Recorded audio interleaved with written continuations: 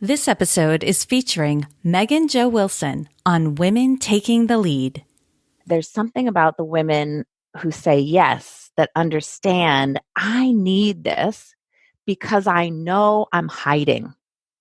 I know it intuitively. I know it practically.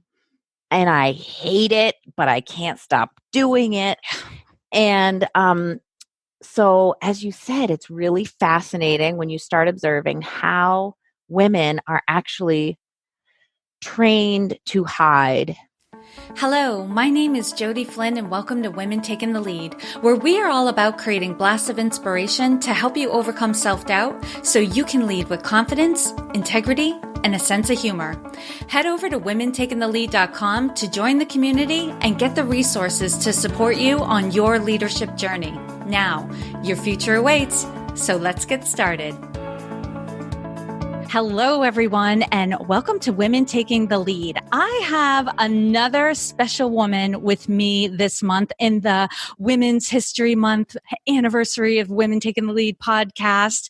But I want to tell you a quick little story first. So it was a couple of years ago, 2-3 weeks before Christmas, I was picking up a friend from South Station in Boston. She had just come off of an event in New York City, and we were going to be going to a Jen Sincero book signing that night. And she got in my car and she was just, oh my God, let me tell you about this event and the people I met, and it was incredible.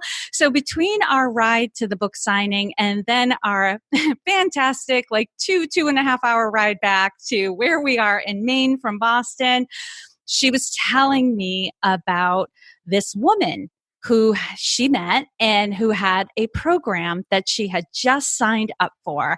And she said all the buzzwords we like to hear: helps you get back in touch with your feminine self, regain your confidence, strip away stories, right? So a lot of the good things we like to hear when we're hearing about personal development programs or business development programs. But then she started saying things like music and singing and getting up on stage, and how the program culminated in a live performance where you and the other participants in the program invite the people in your life to come to a theater to see you up on a stage with a live band singing. And I went, what? And the greatest punchline was, she said, and this woman and this program is in Maine. And in Portland, Maine, and the live performance happens in Portland, Maine. So fast forward a little bit, I did not get to see her live performance the first time around. She redid the program. I had a conflict, but another friend of mine who is not the typical person you would think of to do this type of program said she was doing it. And I was blown away and intrigued. And I was able to make it to that performance. So I got to see my two friends perform on stage. And I have to tell you, it changed me just to see my friends get up there and to see a side of them that I had never seen before. So let me introduce you to the woman who really leads this program in such a beautiful way. Megan Jo Wilson is the founder and the ringleader of Rockstar Camp for Women based in Portland, Maine. In the last year and a half, she has graduated over 50 women and 10 brave men through her experiential Feminist Leadership Camp, which gives women the tools they need to sing on stage in a spotlight with a live band and a live audience for one night. As they take these empowering tools off the stage and into their businesses, they expand their impact and their income and have a damn good time doing it. Now, for those of you who have small children and little ears around, I'm going to say just hit the forward button for about 30 seconds. There's going to be a couple of words I'm going to share, but they are in the title of books. So I do not want to take away from the title of these books, but I am going to tell you there is a word in both books that small ears probably shouldn't hear. So Megan has been a certified coactive coach and business mentor for 16 years. She's a certified sound healer and the author of 2 best-selling business books, Who the Fuck Am I to Be a Coach and Who the Fuck Am I to Be a Rockstar? Okay, so now we're safe. Now we've gotten past that. I have to also say her big supernova mission is to redirect financial wealth, power, and influence into the hands of modern day healers and magic makers. Amen. Megan Joe, welcome to the Women Taking the Lead podcast. I'm going to hand the mic over to you. So tell us what you think anything else that we need to know about you before you and I dive into the intricacies of this awesome program that you have going on. Oh, man. Thank you so much. It's so delightful to be here. I'm honored to be a woman taking the lead with you and just love the work that you're doing. And no, I think that pretty much covers the bases of the things that I do for sure. I will say that those 2 books are on Amazon and they're business books, which is kind of shocking because who the fuck am I to be a rock star? Doesn't sound like a business book, but it really is all about rocking your business. So yes. And it definitely points to what I hear when I hear that title is like, oh, the imposter syndrome within us. And let's just get to the heart of the matter of this. So, all right, let's dive in then. Okay. So Rockstar Camp for Women is the name of your program that you do. And it teaches women leaders to be more visible. Obviously, if at the end of the program, they are getting up on the stage and being in the spotlight. And I got to tell you, when I saw my friends performing, that my heart started racing for them because I knew that they were getting an adrenaline rush. And that is a moment, that, it for lack of any other word, like a magical moment where a lot is happening, not just for the performer, but the audience is getting impact as well. So it's all about visibility. And as we know, a lot of people in general, but especially women, have a hard time being seen and being seen for who they really are, right? Because we know when we expose ourselves, then we're exposing ourselves to possible judgment and all of that. And women are typically just like, I don't want that. Keep it away from me. So why is visibility so important? I loved hearing your opening stories. It's rare that I get to hear the words of the women who have signed up and how they're feeling after they sign up. But there's something about the women who say yes that understand, I need this because I know I'm hiding. I know it intuitively. I know it practically. And I hate it, but I can't stop doing it. And so, as you said, it's really fascinating when you start observing how women are actually trained to hide. And so, the importance of visibility, especially for women leaders, is so that we can be seen and heard, because no one can follow our missions if they can't see us or hear us. And for entrepreneurs, right, a big part of what we do is marketing and creating awareness, and that falls under visibility. And Rockstar Camp was actually born out of a business building program that was super successful, where I was supporting coaches to build lucrative businesses. It was very successful. It's going great. It was called The Warrior's Way because it takes warriorship to lead a business. And I started noticing that many of my clients were having extraordinary results.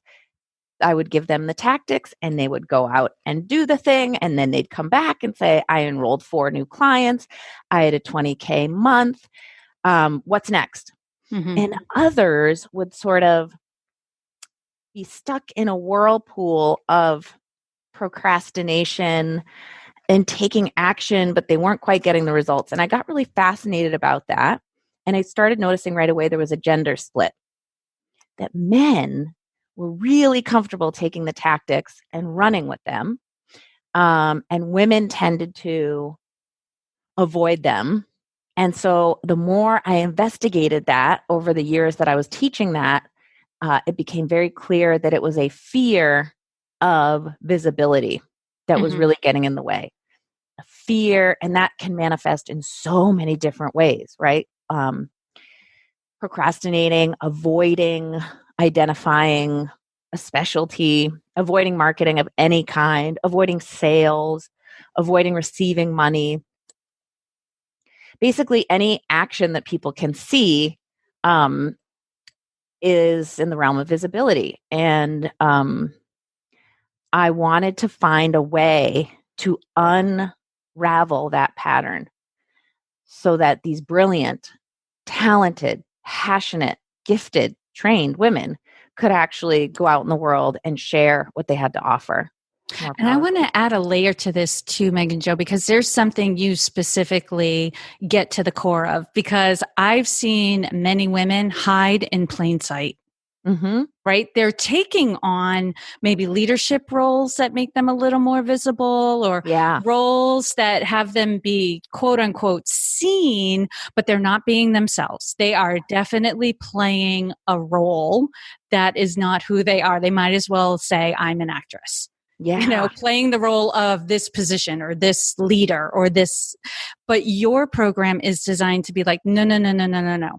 You show up as who you are in whatever it is that you're doing. And that, I think, for a lot of people is incredibly scary, because then they're taking something precious like my values, my identity, who I see myself in the world, and I'm offering it up to other people for them to just take away. Maybe there's this fear that it'll get taken away or stomped on or abused if I reveal my true self. Mm-hmm. That's such a good point. And I love that term, hiding in plain sight, because sometimes, right, your role demands to be seen and heard. I work a lot with entrepreneurs. I have some sort of a few women who work in corporations and leadership roles, and they're absolutely exactly what you're saying.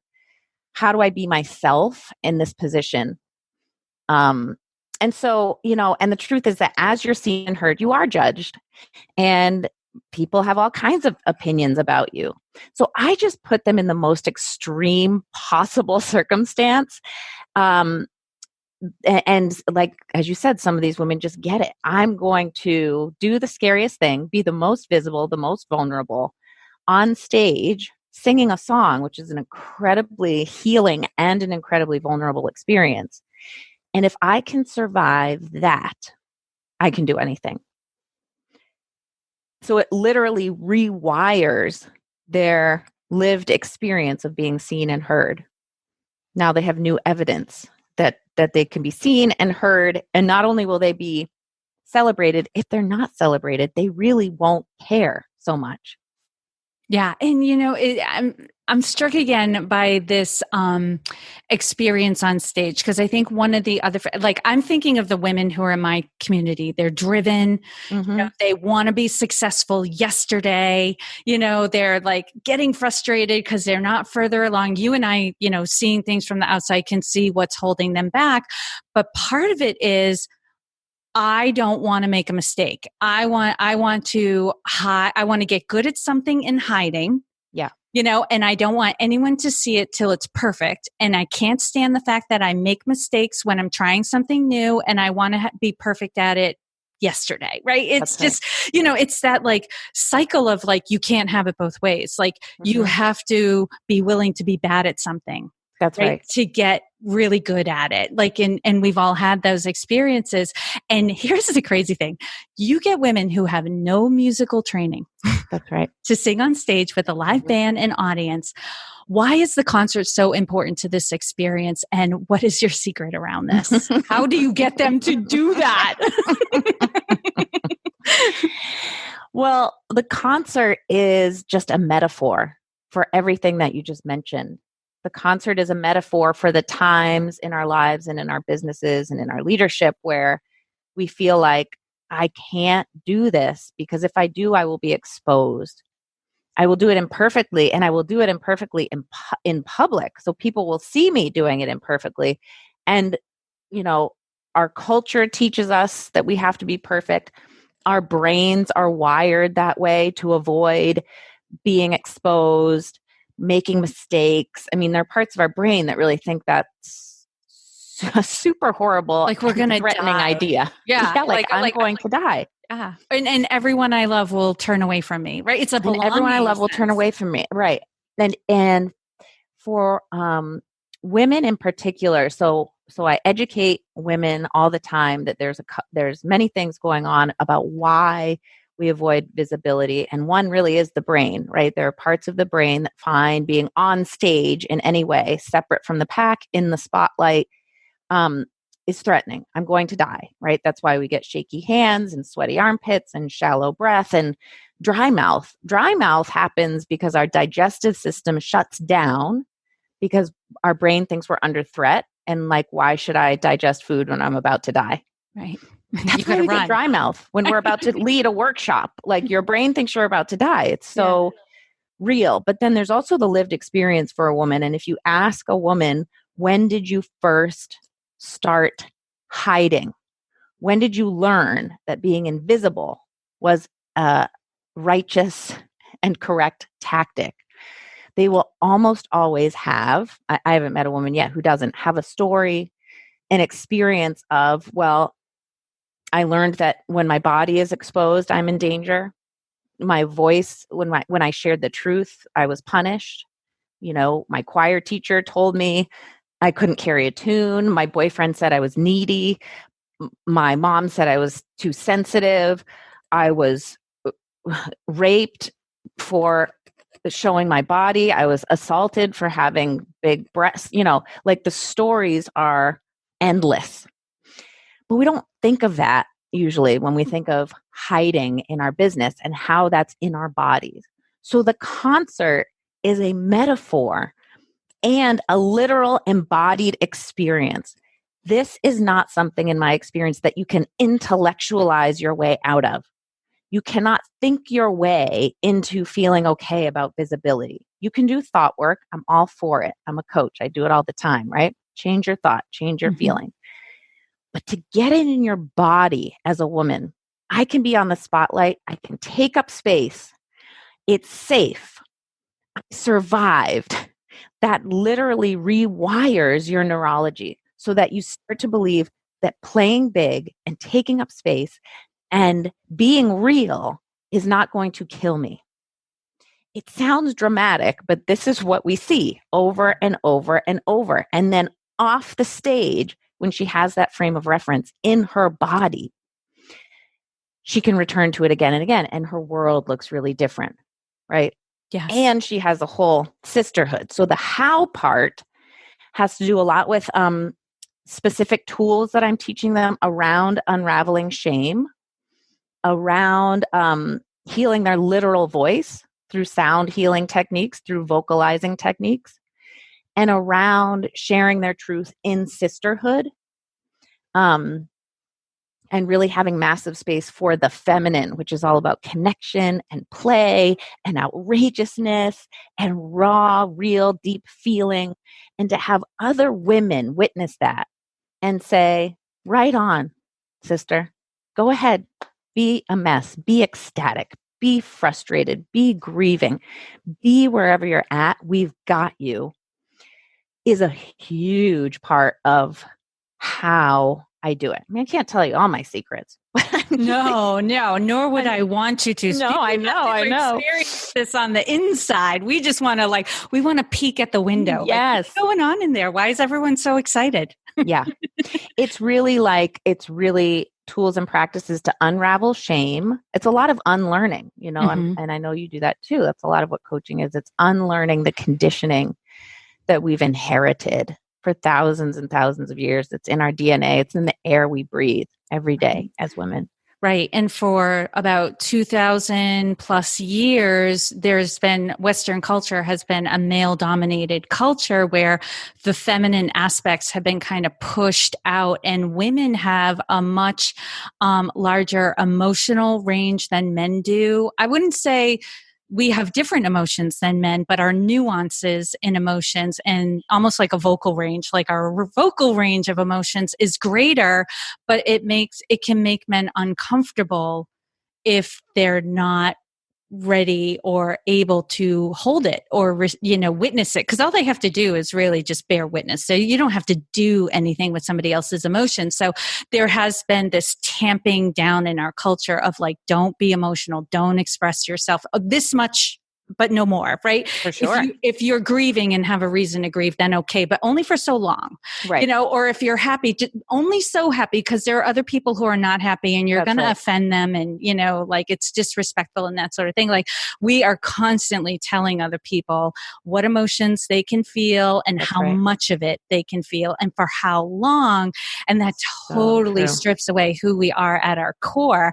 So this is like a perfect segue to my next question, because we're getting all into like the feminine. So you also say that this is a feminist leadership development program.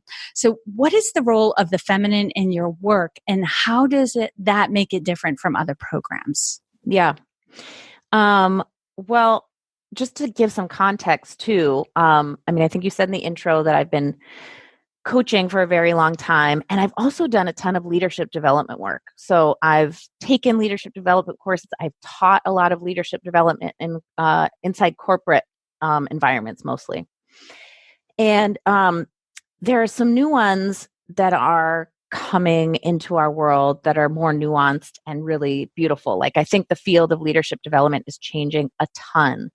But generally, leadership development is still following a super masculine paradigm and a super patriarchal paradigm. The old paradigm of leadership in patriarchy, as you said, men hold the power, and a leader is the one who knows or thinks he knows the most and tells others what to do, or the one at the top of the hierarchy, the one with the most money, the loudest voice, right? And it's very hierarchical. And in our culture, right, in patriarchal culture, there is any culture where men hold most of the power. So we know that's true. And then we also have like a really consumeristic culture and this sort of no pain, no gain, right? Push through it, and a lot of coaching models actually follow this too, right? Like, just suck it up. If you want great results, just do it. Right. If you don't do what you're supposed to do, I'm going to yell at you and shame you and make you feel bad. Right. And that's the way you get to your dream. You just sort of toughen up and get through it. Now, masculine is not male or female, right? And you know that. All of us have masculine qualities, and radiant, beautiful masculine is necessary and gorgeous. And it's in the realm of linear and logical and focused and action, right? We really want that, but our culture is super tipped in that direction. So even women, you and I included, I would guess, are very good at the masculine. Oh, yeah. Very good. Yep. And the women listening to this podcast tend to be very good at the masculine too. Get it done. Do it. Get it done. Yep. Logical. Make a decision. Does it make sense? Let me do a pros and cons list. I don't know. Should I do it? Can I afford it? Will this, the feminine is about intuition. It's not logical. It is about nurturing, connection, the whole. It's about receiving. It's about softening. It's about rest. It's about outrageousness. It's chaotic. It is untethered. It is wild. It is deeply emotional, as you said. And that lives in men too, right? The full range of emotions. But none of us, as you said, are supposed to express any of those. So it's a leadership development program where all those things I just mentioned are actually honored and included. What does that mean practically for a woman leader? That she can and must lead her business or her mission or her whatever she's leading with the inclusion of all of those things: outrageousness, pleasure. Can you imagine a world where we put pleasure as a top priority along with action and logic? Intuition, right? Connection, what's good for the whole, outrageousness. So, right, the whole picture and the whole woman. And that's really what makes it different. And so when I'm leading a class, I have a framework. I have an agenda for every class, every day of my retreat. And I'm also totally willing to change gears according to what's needed in the space, according to my own intuition, according to what is emotionally happening in the space, and constantly returning women to these tools, because we are like deer that have just been born when we're in the realm of the feminine. Like, I don't even know how to do this. Shaky. I can't How do stand. I be soft? Like, how do I be soft? How do I rest? How do I receive? I mean, it's wild. Like, one of the things that makes my Rockstar graduates the most uncomfortable is like asking for help and receiving help. Yeah. In any form. I can see that. And of course, I dare them all the time to do the most outrageous challenges. Have your husband feed you dessert tonight as slowly as possible. Like, what? Like, what? How do I receive that? I don't know how to do it. I can get the dishes done in 10 minutes. And especially with like driven, I'm thinking of myself typing, honey, you're not doing it right. Like, I'll take this. Honey, slow down. Let me show you how. Spot, right? Let me show you how to do this. Let the man take care of you. Yes, it's such a perfect right. And you're not doing it. There's not enough caramel on that spoon. Yeah. Can we do this quicker? I have to do something else after this. Yeah. Right. Right. It's like actually super, super challenging and so healing. So healing for the woman and for the man, because when a woman is in her self-approval and in her pleasure, the whole world feels better. Period. That's why it was shut down. That's why it's been shut down for so long. The feminine is so powerful and so magical and so mysterious that it scared men in power. Yeah. And to be clear, I want to, you said this earlier, but I really want to underscore it's healing the feminine in men and women. Yeah. It's not just women, men do your program as well and find the feminine healing in them as well. Big time. That is huge. And Megan, what are some of the results that you've seen after women get on stage with Rockstar Camp? It is almost hard to keep up with the results because they just keep like coming in and coming in. Ripple effects. So we've graduated like a little bit over 50 women in the last year and a half. They are almost, let's see, I'm trying to think of some specifics. So a lot of them have really expanded their income because a big part of what they're doing, right, is stepping into visibility, owning their worth, and actually charging what they're worth. So we've had like my graduate MJ, I was just sharing this in a webinar, kind of went from like hiding her coaching and intuitive skills to really sharing them. And she was actually hired in a corporation. So she booked like $30,000 in contracts in 1 month. A lot of these women are actually starting businesses that they've been sitting on and thinking about, and maybe I'll do it someday when I'm good enough. Like you said, I'll just practice it in isolation until it's perfect. And they're really just kind of going for it and doing it in public and doing it sloppily and imperfectly and having massive impact and learning as they go. We have women who are writing memoirs and books. One of my grads, Katie, found like her dream house and moved into her dream house. Libby, who's an Arbonne girl, her business grew like 300%. Yeah, she just got promoted. She's got promoted again. She got her white Benz that we drove around in. Another woman got married and had like a rock star wedding. And she actually invited all of her rock star sisters from camp to her wedding. Yeah. And they like went to her wedding in Georgia. Another one moved to Spain with her boyfriend from Cuba. Another one is like traveling the world because she was sick of just being in New York. There's just like a freedom and a permission to really listen to yourself. And again, if you make pleasure a priority, the path and direction of your life will change very, very quickly. Yes, that is something I've been trying to implement in the last few years. Like, am I having fun? Do I feel joyful? And the answer a lot is no, but that's a great red flag for me. Like, okay, Like, take a step back. What can I do to make this more fun? Whether it's just changing my mind about what I'm telling myself about what I'm doing or changing what I'm doing. Like, Right it can be on. either or. It can be mental or it can be something tangible outside of yourself. It doesn't have to be one or the other. It could be, Yeah, and I or it could be love how both. transparent you are about that, like how you share that with your listeners and here's what I'm working on and here's why and and like it is always a work in progress. It is Always. a practice. You Yes. cannot there's no finish line to this, right?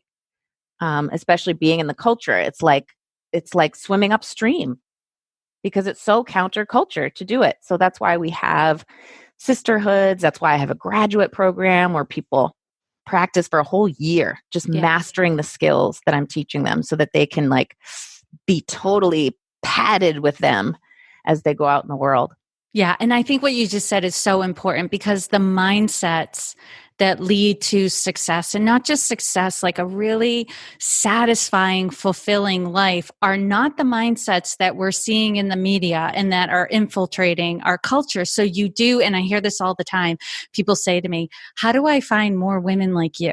So I can Right. have those conversations. And one of the things I say is go to the Maine Women's Conference because you're Right. surrounded, right? And programs like yours, it's like, find the people who are not satisfied with the status quo, hang out with them, Amen. have conversations with them so that you get that reinforcement. Because it is like brushing your teeth or getting in exercise. You don't do it once and get Yes. all the results for the rest of your life. It's an ongoing practice, and there's nothing wrong with that. It Yes. really is setting us up in a good way to be surrounded by people who are good for us, right? And good for our mindset. So Megan, tell everyone where they can find out more information about your program, because you do not have to be local to the Portland, Maine area to do your program. This is true. In fact, our next cohort has almost all people from out of state coming as far as California. We've had Vancouver, we got Toronto, we had a man from the UK, a woman from West Africa. Like, it's crazy. Crazy So, awesome. crazy awesome. And then they come to beautiful Portland, Maine. Like, what could be better than that? So the best way to get sort of an overview of the program is through the website, which is rockstarcamp.live, or just Google my name, Megan Jo Wilson, and you'll find videos, highlight reels from concerts.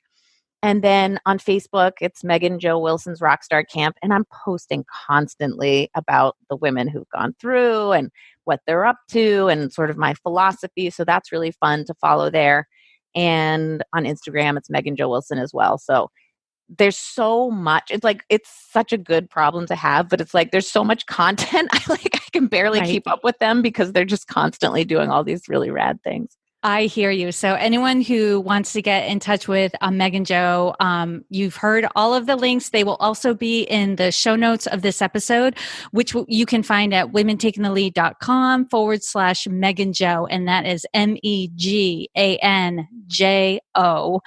And gosh, Megan Jo, thank you so much for taking the time to inspire and enlighten us. We are all better for having met you. Thank you, sweet soul. It is my pleasure, truly. Thank you all for joining me on Women Taking the Lead. And to strengthen you on your own leadership journey, I'd like to send you off with a quote from Marianne Williamson, so here goes. Our deepest fear is not that we are inadequate. Our deepest fear is that we are powerful beyond measure. It is our light, not our darkness, that most frightens us. We ask ourselves, who am I to be brilliant, gorgeous, talented, fabulous? Actually, who are you not to be? You are a child of God. Your playing small does not serve the world. There is nothing enlightened about shrinking so that other people won't feel insecure around you. We are all meant to shine as children do. We were born to make manifest the glory of God that is within us. It's not just in some of us, it's in everyone. And as we let our own light shine, we unconsciously give other people permission to do the same. As we are liberated from our own fear, our presence automatically liberates others. Again, thank you for joining me, and here's to your success.